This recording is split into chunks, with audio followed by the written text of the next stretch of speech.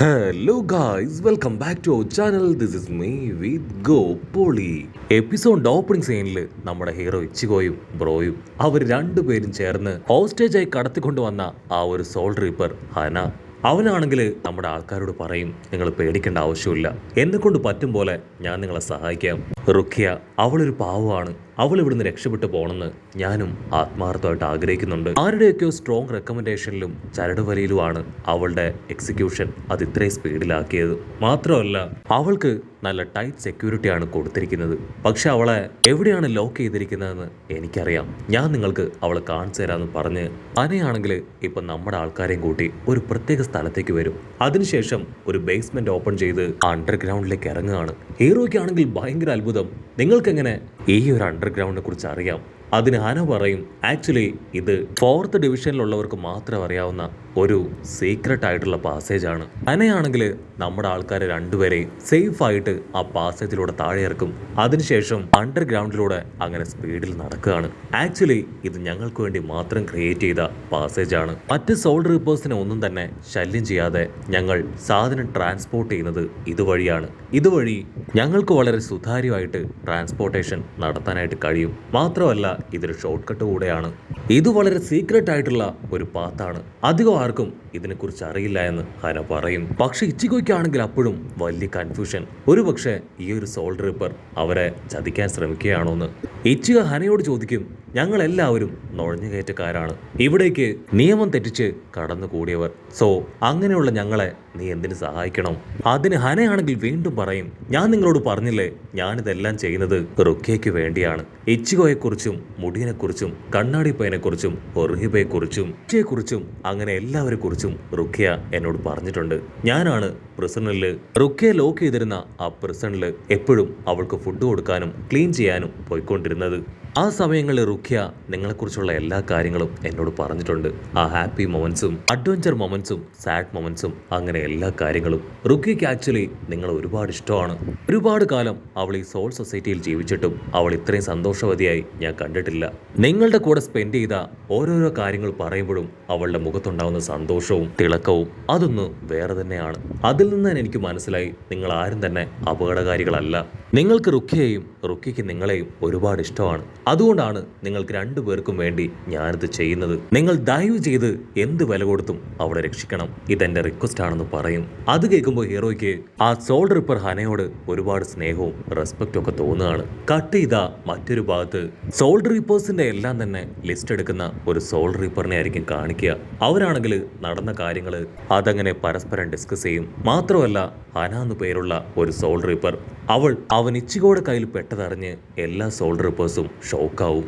ഈ കാര്യങ്ങളെല്ലാം കേൾക്കുമ്പോൾ തന്നെ ആ റാഞ്ചി അവനാണെങ്കിൽ കാര്യം പിടികിട്ടും. തീർച്ചയായിട്ടും ഇച്ചിഗോ അവൻ ആ റുഖിയെ രക്ഷിക്കാനായിട്ട് സെല്ലിന്റെ ഭാഗത്തേക്ക് പോയിട്ടുണ്ടാവും. അവിടേക്ക് പോയാൽ എനിക്ക് അവനെ കണ്ടെത്താം. ഞാനിപ്പോൾ പഴയതുപോലല്ല, ഒരുപാട് ട്രെയിനിങ് എടുത്ത് എൻ്റെ പവറൊക്കെ ഞാൻ ഇൻക്രീസ് ചെയ്ത് കഴിഞ്ഞു. സോ ഇത്തവണ ആ ഇച്ചിഗോയെ അവനെ ഞാൻ തന്നെ ഫൈറ്റ് ചെയ്ത് തോൽപ്പിക്കുമെന്ന് പറഞ്ഞ് അവനാണെങ്കിൽ ഇപ്പൊ സെല്ല് ലക്ഷ്യമാക്കി പോവും. അതേസമയം നമ്മുടെ ആൾക്കാർ അവരാണെങ്കിൽ വേഗത്തിൽ ആ സെല്ല് ലക്ഷ്യമാക്കി വരികയാണ്. അപ്പം ദൂരത്തായിട്ട് ആ സെല്ലിന്റെ മുൻപിൽ ഹായായിട്ട് നിൽക്കുന്ന റാഞ്ചിയെ അവർ കാണും. റാഞ്ചി ആണെങ്കിൽ നമ്മുടെ ആൾക്കാരെ നോക്കി ചിരിക്കും. ഓ, ഇവിടേക്ക് കയറി പറ്റിയ ആ ഇൻക്ലൂഡേഴ്സ് നിങ്ങളായിരുന്നോ? എനിക്കറിയാമായിരുന്നു നിങ്ങൾ തന്നെയായിരിക്കും ഇവിടേക്ക് വന്നതെന്ന്. നിങ്ങളുടെ ലക്ഷ്യം എന്താണെന്നും എനിക്ക് നന്നായിട്ട് അറിയാം. ഇങ്ങനെ ഒരു മൊമെന്റിന് വേണ്ടി ഞാൻ ഒരുപാട് ആഗ്രഹിച്ചതാണ്. ഞാൻ തോറ്റു പോയെടുത്തതെന്ന് എനിക്ക് ജയിക്കാൻ കിട്ടിയ മറ്റൊരു ഗോൾഡൻ ചാൻസ് ആണിത്. ഇത് ഞാൻ ഒരിക്കലും മിസ്സാക്കില്ല. നിങ്ങൾക്ക് വേണ്ടിയാണ് ഞാൻ ഇത്രയും സമയം ഇവിടെ വെയിറ്റ് ചെയ്തത്. റുഖിയെ ധൈര്യം ഉണ്ടെങ്കിൽ നിങ്ങളൊന്ന് കൊണ്ടുപോകാൻ ശ്രമിക്കുക. എനിക്ക് ജീവനുള്ളിടത്തോളം കാലം റുഖിയെ കൊണ്ടുപോകാൻ ഞാൻ അനുവദിക്കില്ല എന്ന് പറഞ്ഞ് അവനിപ്പോ ഹീറോയ്ക്കും ബ്രോ ഗാച്ചുവിന് നേരെ അങ്ങനെ നടന്നടുക്കുകയാണ്. ഹീറോ ആണെങ്കിൽ രണ്ടാമൊന്നും ചിന്തിക്കില്ല, അവനോട് ഫൈറ്റ് ചെയ്യാൻ മനസ്സിൽ ഉറപ്പിച്ച് അങ്ങനെ അവന്റെ നേർക്ക് വരികയാണ് ഇവിടെ ബ്രോ ഗാച്ചു. അവനാണെങ്കിൽ റാഞ്ചിയെ കാണുമ്പോൾ തന്നെ മനസ്സിലാവും അവന്റെ സോൾ പവർ അത് വളരെ കൂടുതലാണെന്ന്. മാത്രമല്ല അവൻ ഒരു ചീഫ് സോൾ റീപ്പറാണ്. സോ നമ്മുടെ ഇച്ചിഗോയ്ക്ക് അവനുമായിട്ട് ഫൈറ്റ് ചെയ്ത് പിടിച്ചു നിൽക്കാൻ കഴിയോ? ആ റുഖിയെ അവനെ കൊണ്ട് രക്ഷപ്പെടുത്താനായിട്ട് സാധിക്കുമോ എന്നൊക്കെയുള്ള എന്നൊക്കെയുള്ള ഒരുപാടധികം കൺഫ്യൂഷൻസ് അവന്റെ മൈൻഡിലൂടെ കടന്നു പോകും. പക്ഷെ എങ്കിലും അവൻ ഇച്ചിഗോയിൽ വിശ്വാസം അർപ്പിക്കും. ഹനയാണെങ്കിൽ ബ്രോ ഗാച്ചുവിനോട് പറയും, റാഞ്ചി നിങ്ങൾ കരുതും പോലെ നിസ്സാരക്കാരനല്ല, അവൻ സ്ക്വാഡ് സിസിന്റെ ലെഫ്റ്റ് ഹാൻഡറാണ്, ഇവിടെയുള്ള ചീഫ് ഒഫീഷ്യൽസിന്റെ തന്നെ അത്രയും പവർ അവനും ഉണ്ടെന്ന് പറയും. അത് കേൾക്കേണ്ട താമസം അത്രയും നേരം സംഭരിച്ചു നിന്ന കോൺഫിഡൻസും വിശ്വാസവും ഒക്കെ പൂർണ്ണമായിട്ടും അവന് നഷ്ടപ്പെട്ടു പോവാണ്. പക്ഷെ ഇച്ചിഗോയെ ആണെങ്കിൽ അതൊന്നും തന്നെ തളർത്തില്ല. അവൻ സ്ട്രെയിറ്റ് ആയിട്ട് റാഞ്ചിയുടെ അടുത്തേക്ക് ഓടി വരും. റാഞ്ചി ആണെങ്കിൽ അപ്പോഴും അവന്റെ അറഗൻസിന് യാതൊരു കുറവുമില്ലാതെ ഹീറോയോട് പറയും, ഇനി നിനക്ക് എന്റെ മുൻപിൽ പിടിച്ചു നിൽക്കാനാവില്ല, ആ മൊട്ടയെ നീ തോൽപ്പിച്ചു അല്ലേ? സത്യത്തില് എനിക്ക് അത്ഭുതം തോന്നുന്നു, പക്ഷേ എന്റെ പവർ അതെന്താണെന്ന് നീ ഇപ്പൊ കാണാൻ പോകുന്നതേ ഉള്ളൂ എന്ന് പറഞ്ഞ് റാഞ്ചിയും ഹീറോയും അവർ രണ്ടുപേരുടെ സമ്പത്തും എടുത്ത് ഇപ്പൊ ഫൈറ്റ് സ്റ്റാർട്ട് ചെയ്യും. ഇവിടെ ഫൈറ്റ് ആണെങ്കിൽ വേറെ ലെവലിലേക്ക് പോകുമ്പോൾ മറ്റൊരു ഭാഗത്ത് ക്യാപ്റ്റൻ സെറാക്കയും ആ മോമോ പെണ്ണും, അവർക്കാണെങ്കിൽ ഇതുവരെയായിട്ട് ഇച്ചിഗോയെ കണ്ടെത്താനായിട്ട് കഴിഞ്ഞിട്ടില്ല. ഓരോ തവണ അവർ പോകുമ്പോഴും വഴി തെറ്റിക്കൊണ്ടേയിരിക്കുകയാണ്. അങ്ങനെ എപ്പിസോഡുകളായിട്ട് വഴിതെറ്റി ഇപ്പൊ അവര് ഇരുവഴിയിൽ കണ്ണു നട്ട് നിൽക്കുകയാണ്. സെറാക്കിക്കാണെങ്കിൽ ഇച്ചിഗോയുടെയും റാഞ്ചിയുടെയും ഫൈറ്റ് അത് സെൻസ് ചെയ്യാനായിട്ട് കഴിയുന്നുണ്ട്. പക്ഷേ ഏതു വഴിയെ പോണം, എങ്ങനെ അവരുടെ അടുത്ത് റീച്ച് ആവും എന്നൊന്നും ആൾക്ക് ഒരു ഐഡിയയില്ല. സെറാക്കി ആണെങ്കിൽ മോമോയോട് പറയും അവിടെ ഫൈറ്റ് വേറെ ലെവലിൽ പോവാണ്, ആ ഇച്ചിഗോയ്ക്ക് നല്ല പവറുണ്ട്, പക്ഷേ ഇച്ചിഗോയെ ഡിഫീറ്റ് ചെയ്താണ് ഇപ്പൊ ആ റാഞ്ചി അവൻ ഫൈറ്റ് ചെയ്യുന്നത്, അവന്റെ പവറും ഒരുപാട് ഇൻക്രീസ് ആയിട്ടുണ്ടെന്ന് പറഞ്ഞ് അവരവിടേക്ക് പോകും. അവിടുന്ന് അങ്ങനെ സീൻ കട്ട് ചെയ്ത് നമ്മുടെ കണ്ണാടി പയ്യനും ഒറിഹിബയും അവരും ഹീറോയെ അന്വേഷിച്ച് നടന്നു വരികയാണ്. അടുത്ത നിമിഷം ഒറിഹിബയ്ക്കാണെങ്കിൽ റാഞ്ചിയുടെ പവറും ഇച്ചിഗോയുടെ പവറും സെൻസ് ചെയ്യാൻ പറ്റും. ലാസ്റ്റ് ടൈം എർത്തിൽ വെച്ച് കണ്ണാടി പയ്യനെ ഇൻസൾട്ട് ചെയ്ത് കടന്നു കളഞ്ഞവനാണ് ആ റാഞ്ചി. അവനോട് കണക്ക് ചോദിക്കാനും പ്രതികാരം വീട്ടാനും ആഗ്രഹിച്ചിരുന്നവനാണ് നമ്മുടെ കണ്ണാടി പയ്യൻ. സോ ഇങ്ങനെ ഒരു ചാൻസ് കിട്ടിയാൽ ഒരു കാരണവശാലും അവൻ വെറുതെ ഇരിക്കില്ല. അതേസമയത്ത് ഇവിടെ മുടിയനും കറക്റ്റ് ആയിട്ട് അവരുടെ ഫൈറ്റ് സെൻസ് ചെയ്യാൻ കഴിയാണ്. അവൻ ആ ഫൈറ്റ് സെൻസ് ചെയ്ത് അവിടേക്ക് ഉഷാറായിട്ട് ചാടി ഓടിയെത്തും. അപ്പം അവൻ കാണും റാഞ്ചിയുടെയും നമ്മുടെ ഹീറോ ഇച്ചിഗോയുടെയും അവരുടെ രണ്ടുപേരുടെയും പൊരിഞ്ഞ പോരാട്ടം. രഞ്ജിക്കാണെങ്കിൽ ഫൈറ്റ് ഒരു ഘട്ടം എത്തുമ്പോൾ ഹീറോയുടെ മുൻപിൽ പിടിച്ചു നിൽക്കാനാവില്ല.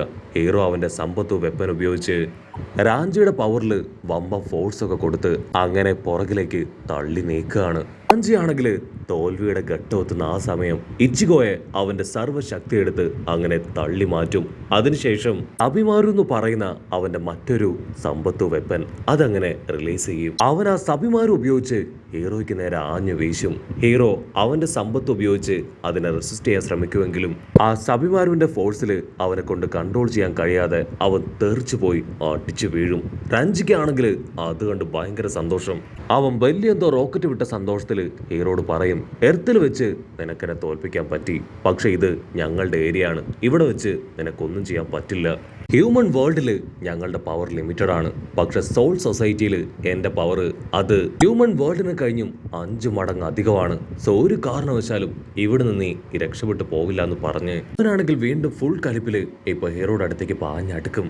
ഇവിടെ അറ്റാക്കിൽ തെറിച്ചു വീണ ഹീറോ അവൻ ആ ചുമരൊക്കെ തകർത്ത് പതിയെ എഴുന്നേറ്റ് വരികയാണ്. ഓ, അപ്പൊ ഇതായിരുന്നു നിന്റെ ഏറ്റവും പവർഫുള്ളായ അറ്റാക്ക് അല്ലേ? പക്ഷെ ഒരു കാര്യം നീ അറിയണം, എനിക്ക് ഈ അറ്റാക്കിൽ ഒന്നും സംഭവിച്ചിട്ടില്ല എന്ന് പറഞ്ഞ് വീണ്ടും അവർ രണ്ടുപേരും ഫേസ് ടു ഫേസ് അറ്റാക്ക് ചെയ്യാൻ റെഡി ആയിട്ട് നിൽക്കുന്നതോട് കൂടെ ഈ ഒരു എപ്പിസോഡും അവസാനിക്കുന്നു.